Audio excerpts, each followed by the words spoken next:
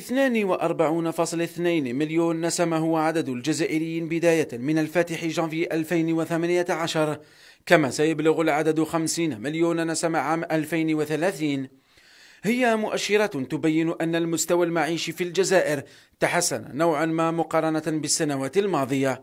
يرجع أولا أساسا إلى نفسية وذهنية الجزائري، المواطن الجزائري الذي رتب من أولوياته هو تكوين أسرة والإنجاب، هذا من ناحية، وهذا رجع إلى أن الجزائري يعطي أهمية إلى تكوين الأسرة.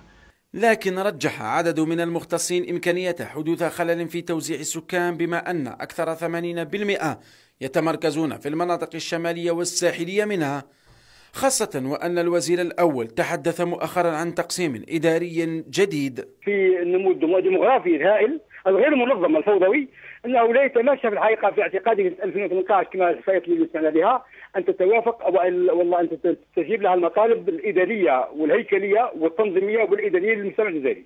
أرى صعوبة جدا أن توفر الإمكانيات لسكان المدن الساحلية في الحقبة القادمة القريبة. النمو الديمغرافي قد يكون قوة لكل بلد إذ استغل بطريقة عقلانية ووجه إلى ما يصلح لتطوير البلاد، غير أن على الدولة أن تضمن توزيعا عادلا للسكان على عموم مساحة الجزائر التي تبلغ 2,400,000 كيلومتر مربع، للحفاظ على تعادل الحياة بين الساكنة بشكل عام.